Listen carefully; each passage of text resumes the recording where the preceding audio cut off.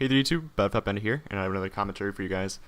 This time, it's going to be some StarCraft 2, but before I get into this, I'm just going to go backtrack a couple months, tell you what's going to be going on my channel, and that stuff. Ideally, I would have had this video out Friday, but the old version of Fraps I was using, just was complete shit on my computer, so I needed to update it in order to actually record. So, now that I have it updated, everything will go smoothly, I believe. So, why haven't I been posting for a while, and why is there StarCraft on my main channel? I haven't been posting because really COD has sort of lost its influence on me. I don't find it fun anymore. I don't know if it's just the fact that we've gotten repetitive mishmashes and rehashes of the same exact game with different maps for the past couple of years. I guess it sort of lost some of its charm. I really don't find it enjoyable to play by myself, and I think that's the biggest reason you haven't been seeing me post any videos, because I don't play it. It's a pretty good reason, right? So, because I actually want to keep making videos on my channel, a lot of people have been saying that I may have died. I am indeed alive. I can vouch for that. I believe I sound close enough to my other videos. But it's not. It might be a robot though. I don't know. So I wish to actually just start posting StarCraft videos because it's something that I enjoy very much. It's something I'm very good at, and it's something that I hope you guys can enjoy too. So my channel in the future is going to be dedicated to mainly StarCraft. I know I haven't made a StarCraft channel that I have a couple hundred subscribers on. But the thing is, that channel is not partnered, and I didn't realize at the time that I wouldn't be able to post videos greater than 15 minutes in length, where it turns out that the majority of StarCraft 2 games are actually greater than 15 minutes, so that doesn't work out that well, because it's a pain in the ass to split videos like hardcore. So, I'll be posting them here. Sadly, that means that I probably won't be posting much COD, if at all, in the future, and if you were subscribed mainly for those COD commentaries, I'm sorry guys, but let's be honest, the majority of the people, just subscribe to me to hear my commentary, not necessarily see my gameplay, because I didn't have, crazy Elite X sniper skills. So I'll still be doing commentaries, that won't change. So if you want to give a chance to like this new game, then feel free, give it a go. I chose this gameplay as sort of my intro to if you've never seen this game before, or if you... I didn't actually micro that because I wasn't sure I would kill it. But usually on a hold position, it was actually a pretty good micro by him. Never mind. But I chose this game because it has a lot of crazy shenanigans. There are HT drops, there are Thors, there are Banshees. There's 4 bases, I don't all in. And he's pretty good. Gosu Dark, he's not actually on Team Gosu, Team It's Gosu. But his name's Gosu Dark. I think he ladders mostly in Korea now. But he's like a 1200, 1300 Masters on NA, and I am starting to ladder again after a while. I've been laddering on Korea a lot. I'm like mid-high Masters on there. Sometimes I play cool people, I played Liquid Xenio on ladder, but most of the time it's just other people who nobody has heard of but are really fucking good. So, this is StarCraft 2. I'm playing Terran, my name is Eroica. This is my Terran account, my other account is random. In case you were wondering what happened to the Thor ship account, I actually got this when they were doing the sale for $29.99. It's a pretty good deal for a $60 game. So he's going Gate Robo Gate, which is the safest expo you can possibly go. I really like this opening. When I play random, I either use this or the MC. Just cut probes at 30, throw down a Nexus and a bunch of gates and a Robo, and you'll still have an Observer in time for Cloak Banshees. But I actually go for a Gasless Expo first, and then this is actually Beastie QT's variant of the Nada build with Thors. It's sort of reminiscent of Beta, when everybody was just going Thors, walking across the map, pulling SCVs like madmen, and pretending they were Warcraft 3 heroes. But this is actually... I transitioned into Cloak Banshee regardless of if he goes Robo. I actually scanned to see that he did, in fact, get a Robo down. But I go Cloaked anyway, because Thors are pretty good at sniping Observers with a Raven, and that's going to be really my endgame comp. I will get upgrades with this. This is not some sort of all-any build. I get a third generally around 9 minutes, and I can fortify that. I can back that up with units. Here comes the Observer. 7 minutes. Cloak Banshee usually arrives around 6:30, so he's not that far behind. Although his expo is much later than me. If we take a look at the word count, yeah, I'm catching up. Obviously, he's chrono boosting a lot, and that's to my disadvantage, but yeah. I'm throwing in an armory right away. I've been really going back and forth about this armory timing because I don't know when to start Thors, when would be ideal in terms of gas value and stuff. I'm also supply blocked because I'm bad. I don't think I'm building supply depot. It's not too horrible. So yeah, I play, on NA I play mostly High Masters and Grandmasters. Like 1200, 1300 is pretty much Grandmaster level, but the systems are screwed up. Hopefully they'll fix that next season, and I'll be happy because I'll be in Grandmaster. Yay! I also will start to stream more. Just when I ladder and stuff. I should have time this semester to do that. I'll also be having videos out like 3-4 times a week, which is going to be joyful for those of you guys that have been missing my casting.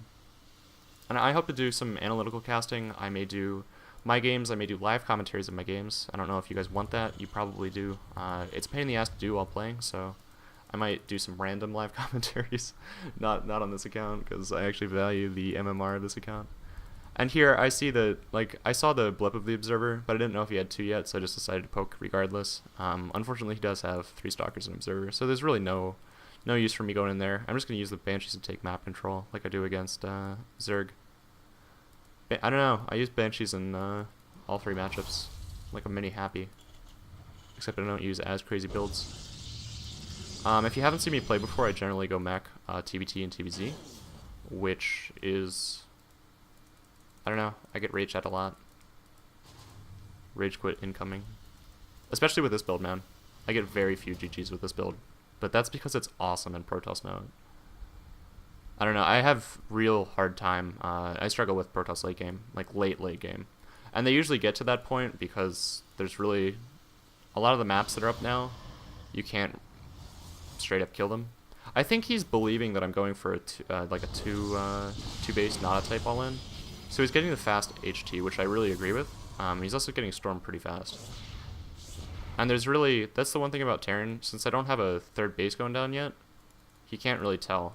Although I am still making SCVs, despite the fact that I'm cutting them here and there while I'm microing. I don't know, let's take a look at the work count. Yeah, 46 to 46. Because I have 2 mules going down, it's pretty good. I always want to try and save 1 scan against Protoss, just in case DTs come up some weird angle. But I actually get, if you ever go Cloak Banshees, regardless of what matchup it is, go 2 Banshees and then a Raven. Ravens are really good, and Ravens are really underrated, I feel, in TV anything matchups. So I'm getting a 2nd armory the second I throw down my 3rd CC. And ideally, you can get the 3rd CC while you're getting your Raven out, but because I was weird with the Thor timing, and they cost so much minerals, so many minerals, I actually had to delay a little bit this game. But I'm still using the Banshee to get map control. He doesn't want to have a 3rd Observer right here. Here it comes with the Storm Drops. This is like really harass-intensive game. Luckily I see this in time, and I pull ICBs. But he actually kills a fair amount. If we take a look at the supply, because he teched up so hard, he's actually pretty far down in supply. Take a look at unit stab. He really has like 7 High Templar and nothing. And that killed like a fucking trillion. Yeah, killed 13. He hadn't gotten a worker kill besides my... Oh, he didn't even kill my scouting SUV. I was using it to scout proxies and stuff.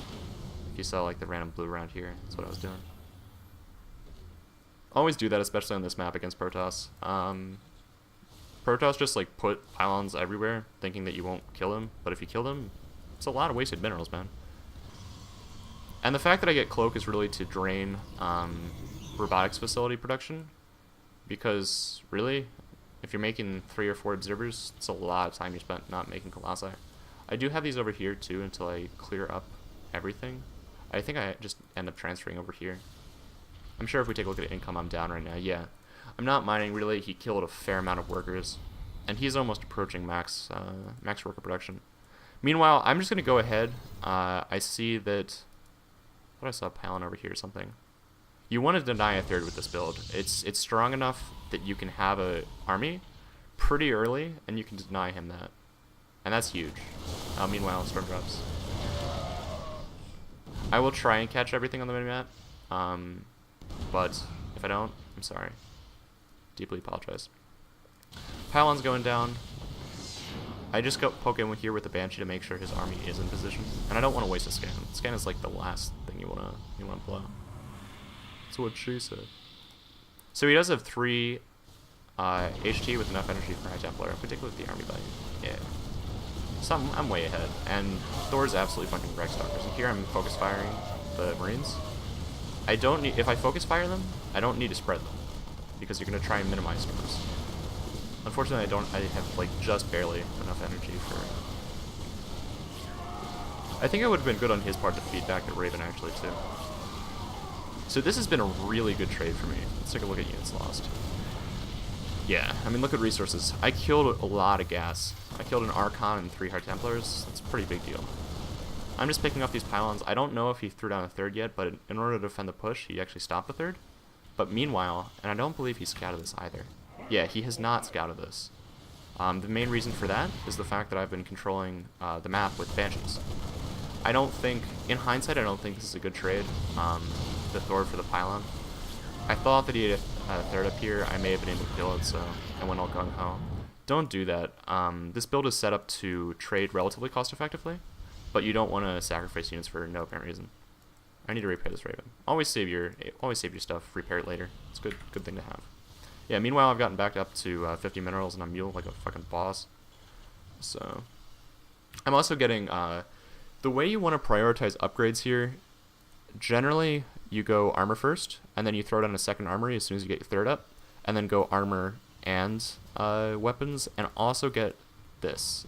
You want combat shields, and you want plus attack upgrades on Marines. Because Marines are a big part of your DPS, and believe it or not, they're actually relatively supply heavy in your army. I didn't know this observer was still up, but since he has the High Templar there, I really don't want to get feedback, because that's a lot of energy on those guys. There are 2 schools of thought. Either you drain your Banshee energy in hopes of just using them for DPS in your fight, and this was bad. I was like miscontrolling this because meanwhile he was attacking here with the Zealots. But I cleaned this up, and this is huge. I took out 2 Immortals. I mean, this is, if you kill Zealots, it's not really a big thing for Protoss. It's like when you're meching and you lose Hellions. You really want those gas units, and the fact that I just killed 2 Immortals and an Archon and a bunch of Stalkers, it's good shit.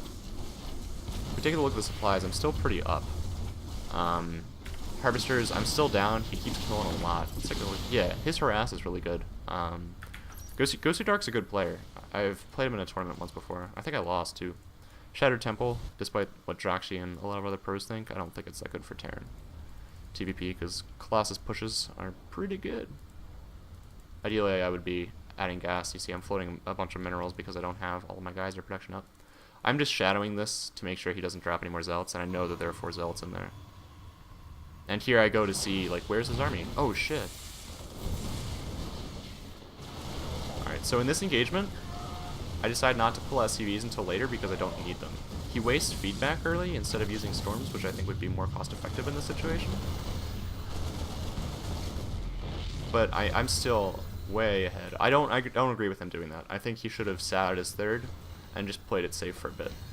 He was behind, but he's done enough harassment that I think that would have been a better choice. I was trying to snipe the High Templar, and I did actually succeed in doing so. And also, you want to target fire any Immortal.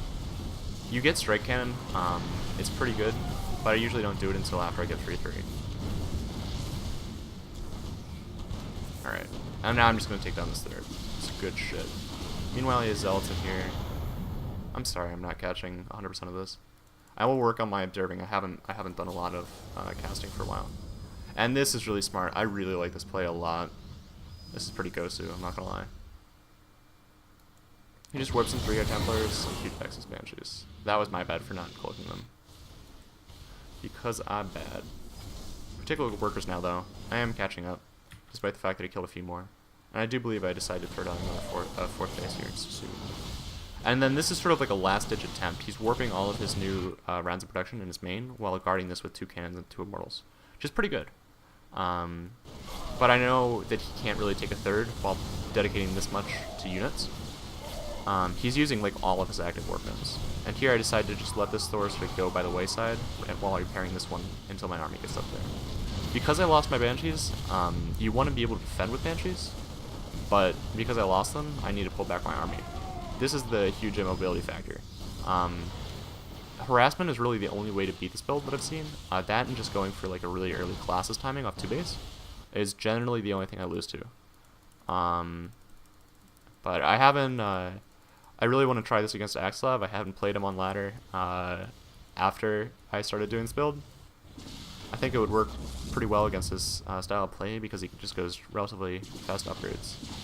I have a lot of replays to cast too. I have a couple against like LZ Gamer Machine and stuff. I haven't played the Muslim yet.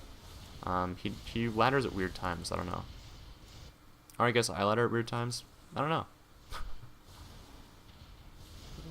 But meanwhile, I'm getting a 4th up. I'm trying to get my production back up. Ideally, I would be making 2 more Thors right now. But I still haven't finished combat shields, which is actually pretty huge. That 10 HP is pretty big. Wait, let's take a look at worker count too. Yeah, I'm back up to 60. And generally with mules, you'll be okay against this much harassment. I finally got my additional geysers going. I should probably get these 2 up as well. But in favor of not getting 3-3, I'm just going for more units and killing them. Because that was a huge commitment, and you have to realize that. If somebody just warps in, like 2 or 3 cycles of units in your main, they're going for broke. And if you can defend it, you can just counter like this. Notice that I don't pull too many SCVs if they go Templar tech. Like, Templar just roll. Storms roll SCVs. But yeah, I mean, let's take a look at units lost too. This is why it's efficient. As long as your Thors stay alive, or a couple of your Thors stay alive, you can remax almost instantly. Thors are 6 supply. That's a lot. And although you're banking on the fact that they actually do their worth in supply, they're pretty good.